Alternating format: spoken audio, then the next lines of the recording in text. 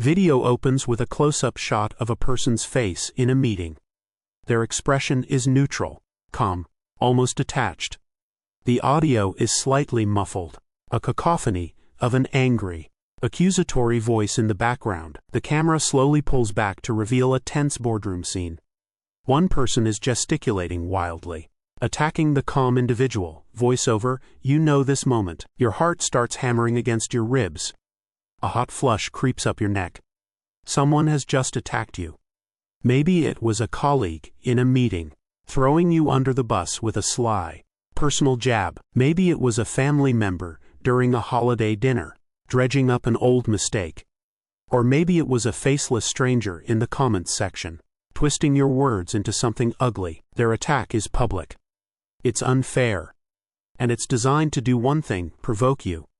And in that moment, every cell in your body screams. Fight back, defend your honor, correct the record. Tear their argument to shreds. A tidal wave of adrenaline and cortisol floods your system, preparing you for battle.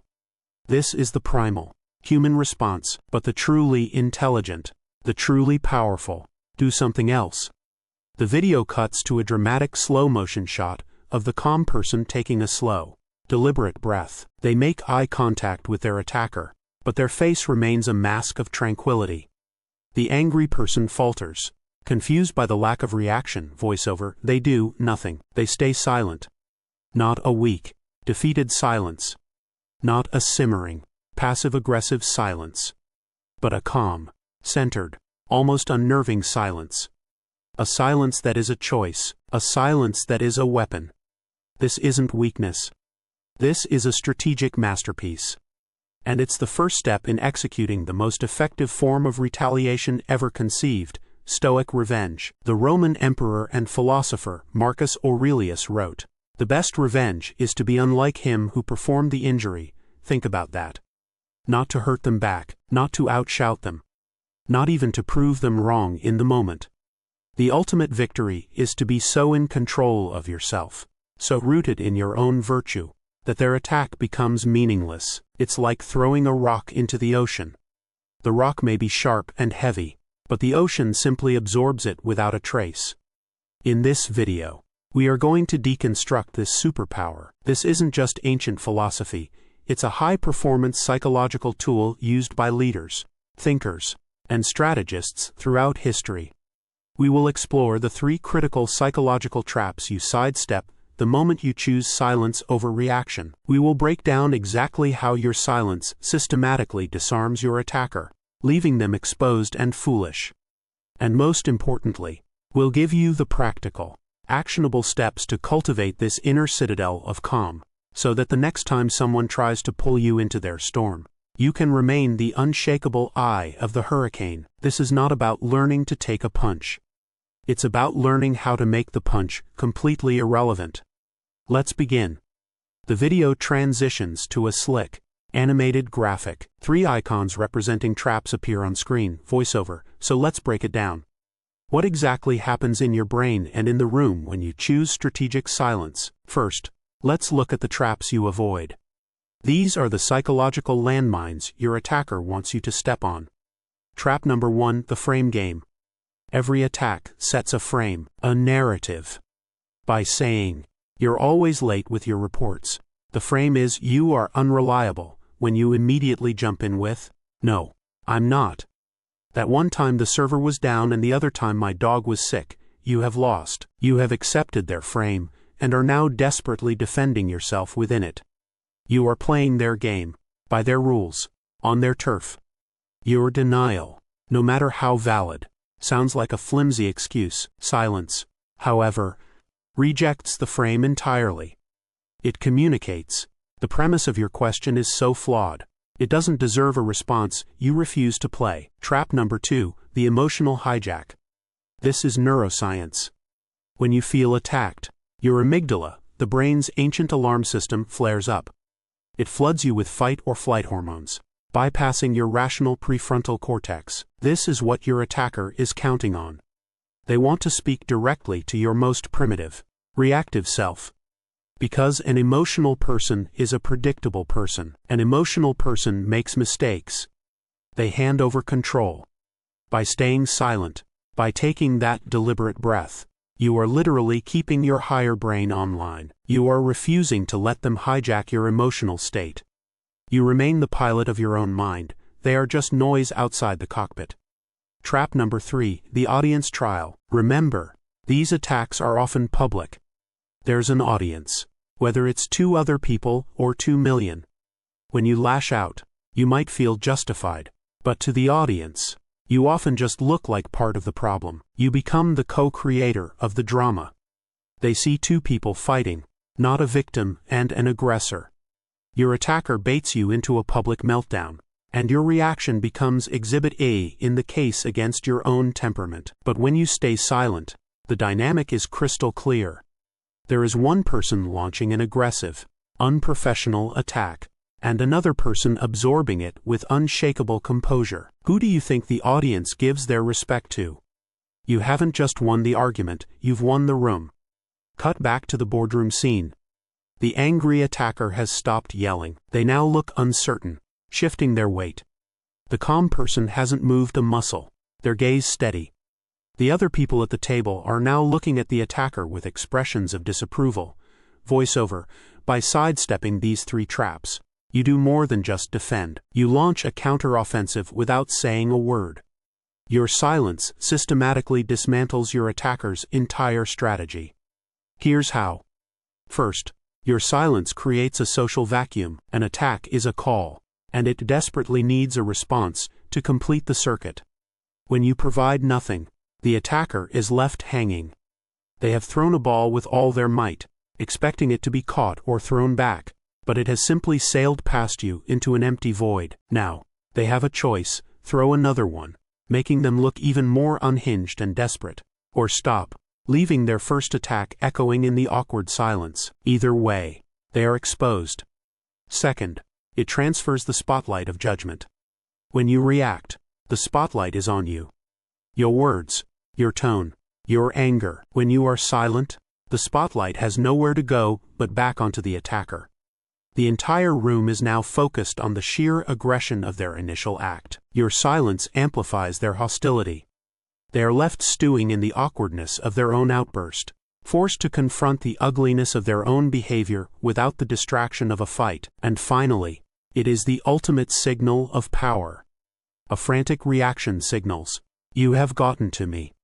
Your words have the power to wound me. A calm silence signals the opposite. It says, "What you are doing is not important enough to warrant a reaction from me.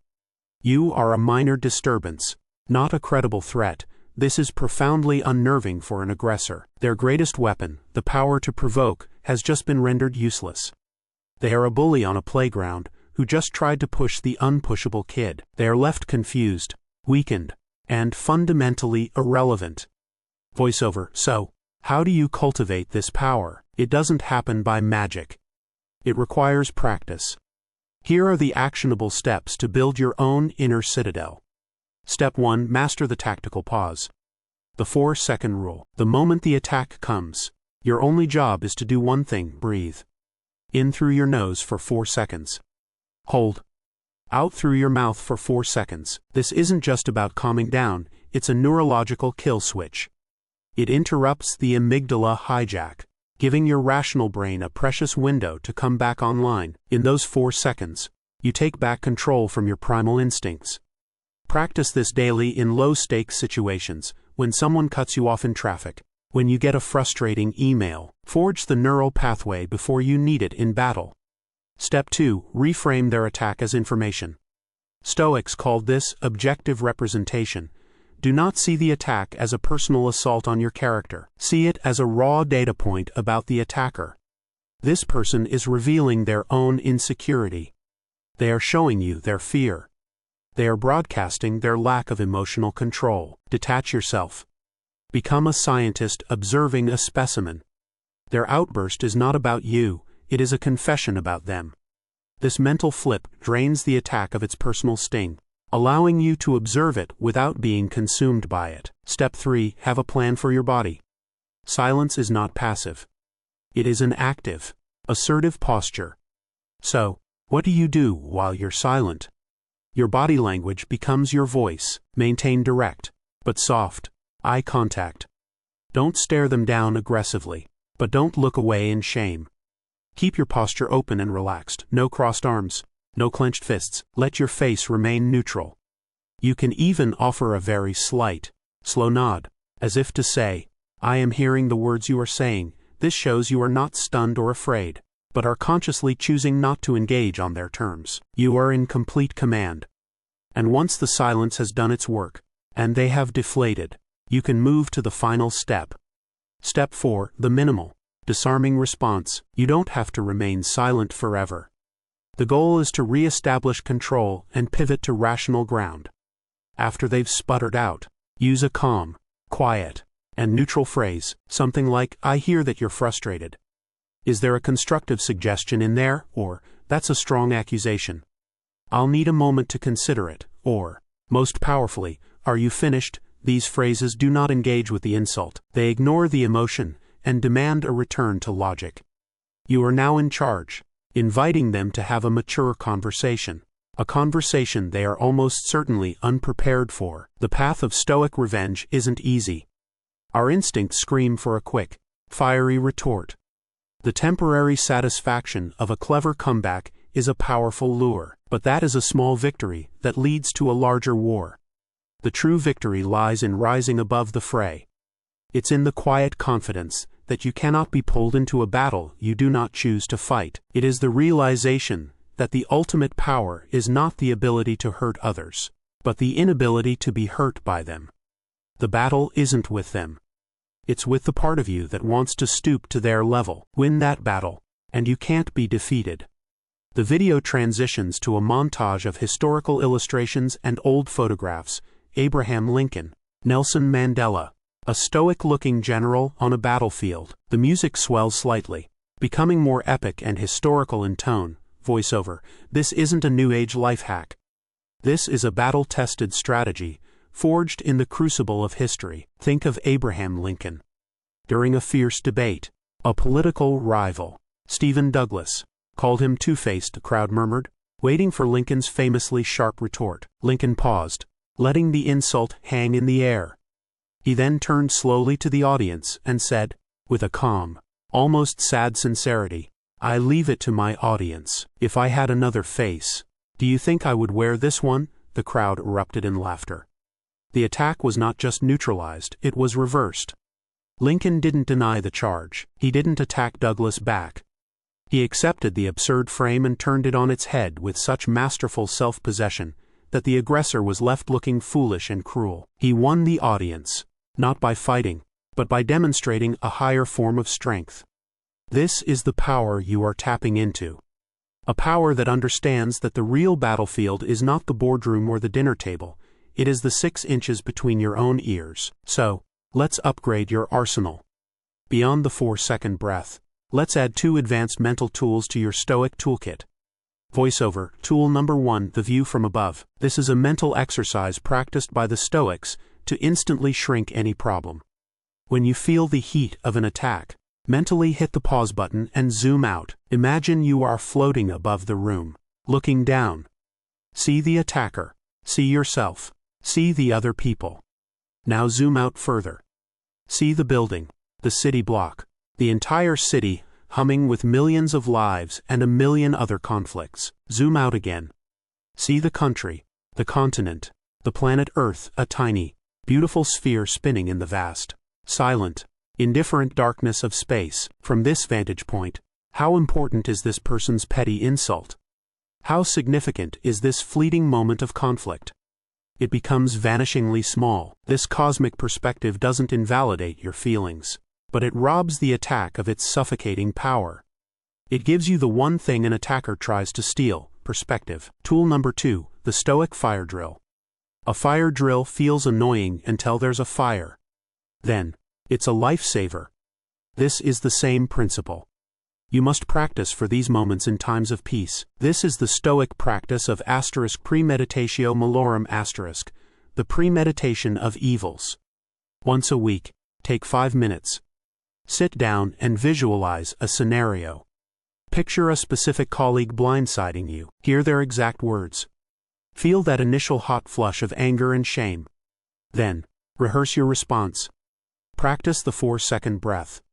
Practice maintaining calm body language. Practice your minimal, disarming phrase. Run the drill in your mind again and again. By simulating the attack, you are inoculating yourself against the shock. You are building emotional muscle memory. So when the real fire comes, you won't panic. You will simply execute the plan you've already mastered. The video cuts back to the speaker, perhaps now walking through a modern, quiet library or museum. The tone is calm and reflective, voiceover, but what about after? Silence is the shield, but it is not the entire strategy. The goal isn't to be a doormat, it's to be a master of the situation. The silence and the minimal response are about de-escalating the public conflict and choosing a new battlefield, one that is on your terms. This often means addressing the issue later, in private. When emotions are no longer in control, you can approach the person a day later, in a neutral setting, and say, "Yesterday in the meeting, you said I was unreliable. I want to understand where that came from. Can you share the specific data you were basing that on?" Notice the difference. You are not relitigating the fight. You are not accusing them. You are calmly and rationally asking them to substantiate their claim. You've moved from a chaotic emotional brawl to a structured, logical inquiry. 9 times out of 10, the attacker will crumble. Their attack was based on emotion, not fact. By asking for facts, you expose the weakness of their position without ever raising your voice. You have taken their chaotic energy and channeled it into a productive, controlled process that you now own. Ultimately, the practice of Stoic revenge is a profound act of self-respect. It is the declaration that your inner peace is more valuable than the fleeting satisfaction of a comeback. It's the understanding that true power is not forcing others to respect you, but in building a character so solid that their respect becomes irrelevant. Their attack was a test. They wanted to see if you would abandon your principles and join them in the mud. Your calm, your silence, your composure, it is the only answer that matters. You did not just avoid a fight. You demonstrated a better way to live. And that, as Marcus Aurelius knew, is the very best revenge of all. The video ends on a final, steady shot of the person from the beginning of the video. The boardroom is now empty. They are alone, looking out the window, a small, subtle smile of quiet self-assurance on their face. The screen fades to black. The screen, which had faded to black, now slowly fades in on a minimalist inkwash painting of an ancient, battle-worn samurai warrior, sitting peacefully under a tree. Soft, traditional Japanese music plays faintly. Voiceover. There is a famous legend about an aging samurai master. One day, a brash young warrior came to his village, determined to defeat him and claim his fame. The young warrior stood before the master and began to shout insults. He threw dirt in his face. He taunted him for hours with every cruel and offensive word he could conjure, but the old master simply sat, serene and unmoved. Finally, the young warrior, exhausted and humiliated, stormed away in defeat. The master's students, who had watched the entire spectacle, were confused. "Master, how could you tolerate such disrespect? Why did you not draw your sword and fight?" The old master looked at them. "If someone comes to you with a gift, and you do not accept it," he asked, "to whom does the gift belong?" The students were silent. The master smiled. "The same is true of anger, envy, and insults. When they are not accepted, they belong to the one who carried them." This story reveals a deeper layer of our strategy. The silence we cultivate is not just an empty space, it is a conscious act of refusal. Refusal to accept the gift of poison. But to wield this power effectively, we must understand the different kinds of silence, because not all silence is created equal. Voiceover. Think of it as a spectrum. On one end, you have fearful silence. This is the silence of the intimidated. It shrinks. It avoids eye contact. It communicates weakness. This silence tells the attacker, "You are right. I am powerless." It is a surrender. On the other end, you have aggressive silence. This is the silence of a pot about to boil over. The jaw is tight, the fists are clenched, The eyes are burning holes in the aggressor. It's loud. It screams, "I am holding back." But just barely. This silence is just a delayed reaction. And it still allows the attacker to control the emotional temperature of the room. But in the center is Stoic silence. This silence is expansive. It is a presence, not an absence. The posture is open. The gaze is steady. The breathing is even. It communicates neither fear nor rage, but a deep, unshakable self-possession. It is the conscious refusal of the gift. This is the silence that disarms, because it operates on a plane the attacker cannot comprehend. But this raises a critical question. Are there times when silence is the wrong choice? When it becomes passive compliance in the face of injustice or dangerous misinformation? Yes. And a wise strategist knows how to tell the difference. Voiceover. This is your diagnostic toolkit. Before deploying silence, perform a rapid mental triage. Ask yourself 3 critical questions. Question 1. Is this an attack on my ego? Or on an objective, critical truth? Someone calling you incompetent is an ego attack. Your silence is the perfect shield. But someone claiming this vaccine is poison or this safety protocol is unnecessary in a professional setting is an attack on a truth that could harm others. That requires a different response. Question 2. Will my silence inadvertently harm someone else? If a manager is bullying a junior colleague in a meeting, your silence as a senior member of the team can be seen as complicity. It can signal that the abusive behavior is acceptable. In this case, your silence protects you but abandons another. A true Stoic acts with virtue, and sometimes virtue requires a voice. Question 3. When I do speak, can I do it from a place of reason, not reaction?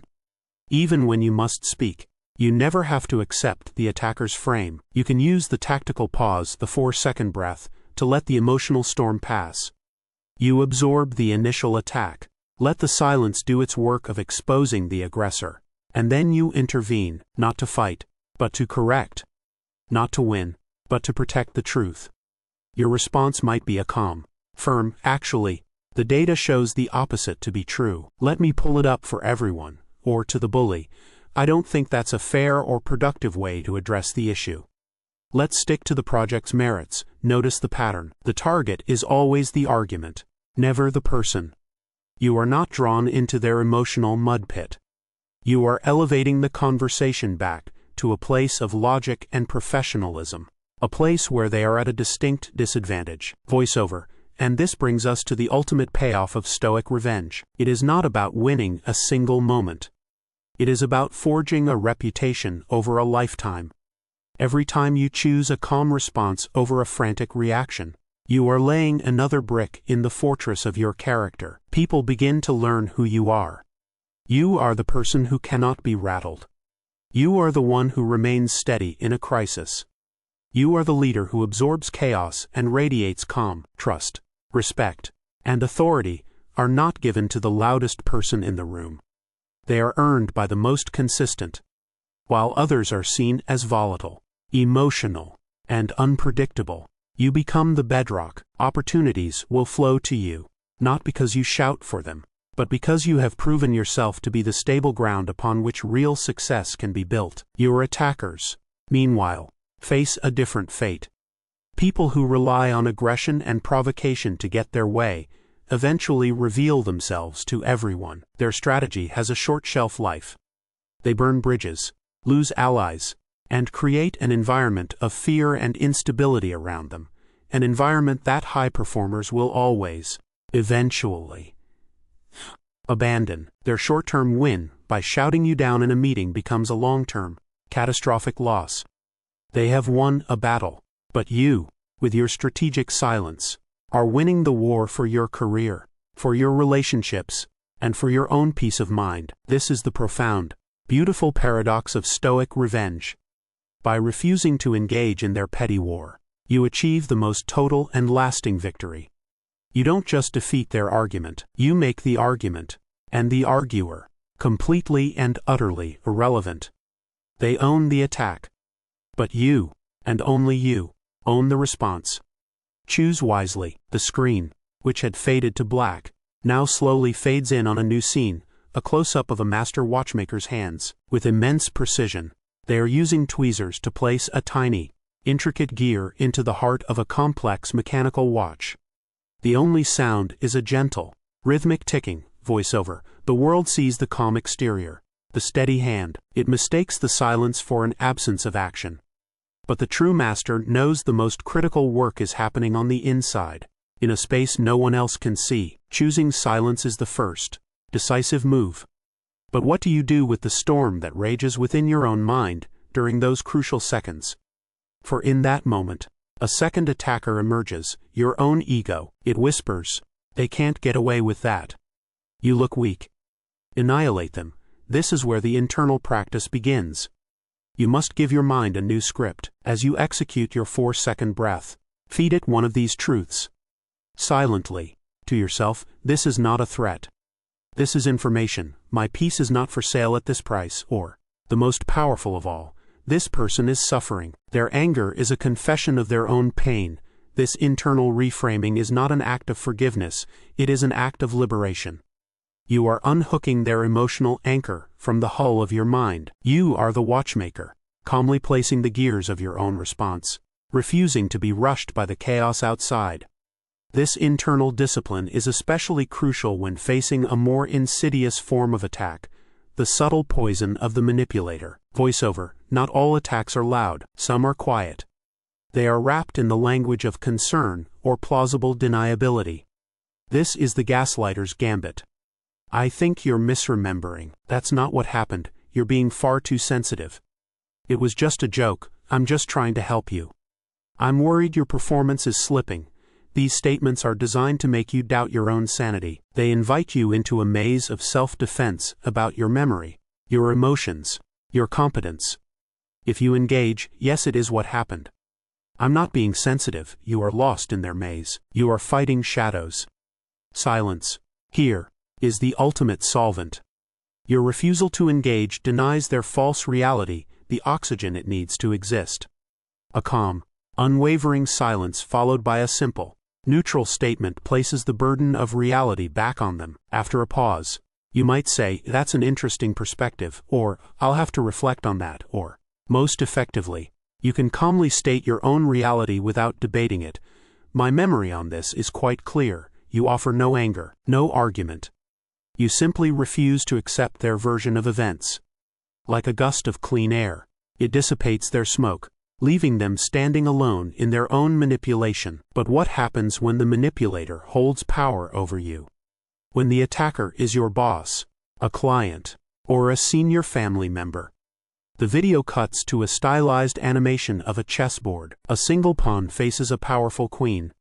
The pawn does not attack, instead, it simply holds its position, making the queen's next move awkward and exposing her to other pieces. Voiceover.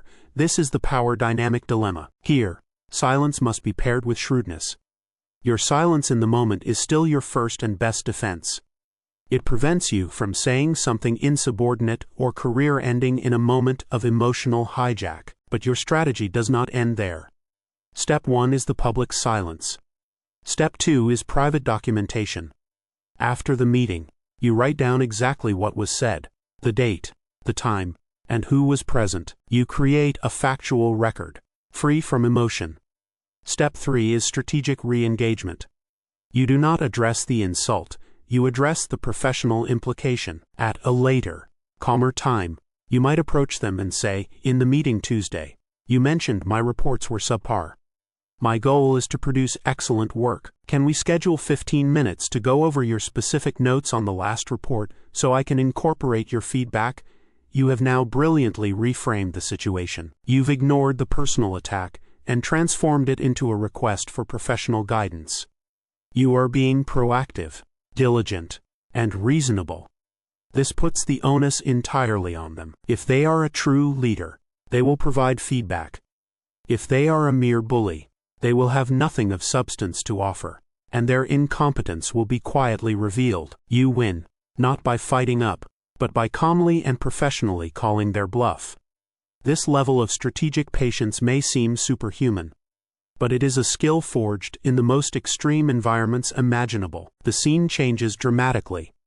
We see archival photos and footage of Nelson Mandela in his prison cell on Robben Island, and later, as a statesman addressing a crowd. The music becomes somber, then powerful and inspiring. Voiceover. For 27 years, Nelson Mandela was subjected to relentless attacks, physical, emotional, and psychological, by the architects of apartheid. His captor's goal was not just to imprison his body, but to break his spirit, to provoke him into a state of perpetual, impotent rage. He chose a different path. He learned Afrikaans, the language of his oppressors, not as an act of submission, but as an act of profound strategic intelligence. He sought to understand their mindset, their culture, their fears. In the face of their daily abuses, he responded with a radical weapon, unshakable dignity. He refused their gift of hatred. His silence in the face of their taunts was not weakness, it was an iron fortress. He denied them the satisfaction of a reaction. As one of his former jailers later said, he seemed to be the one who was free, and we were the prisoners. When he finally emerged from prison, he did not seek a fiery revenge. He pursued a path of reconciliation. This wasn't because he had forgotten the injury. It was because he understood that the best revenge on an unjust system was to prove it wrong by building something better in its place. He was unlike those who performed the injury. He won the war for a nation by first winning the war within himself. This is the long echo of the Stoic path. By practicing this control in small moments, you are building the capacity to withstand the greatest tests of your life. And in doing so, you are not just protecting your career or winning an argument, you are fundamentally changing your own biology. Voiceover. Every time you react with rage, you deepen the neural pathways for anger, making it easier to get angry the next time. Your body is marinated in cortisol, the stress hormone that, over time, corrodes your health. Every time you choose the tactical pause, you strengthen the connection between your rational prefrontal cortex and your emotional amygdala. You are literally rewiring your brain for composure. You are building a mind that is not just resilient, but anti-fragile, a mind that actually gets stronger from stress. The goal, then, is not to never feel anger. It is to become the master of that energy, not its slave. To see it not as a fire that must burn the world, but as a fuel that you can channel toward focused, productive action on your own terms. The fight they tried to start is a cheap thrill. It's a fleeting spark. Your path is the slow, deliberate construction of a legacy. A reputation for grace under pressure, a character as solid and reliable as the Northern Star. They wanted a reaction. Instead, give them a revelation. Let them see, in your quiet strength, the very power they will never possess. The final shot is a return to the Watchmaker. He places the final piece into the watch. He gives it a gentle shake, and we see the second hand begin to move with a perfect, steady, unstoppable rhythm. The screen fades to black as the ticking continues for a moment, then stops.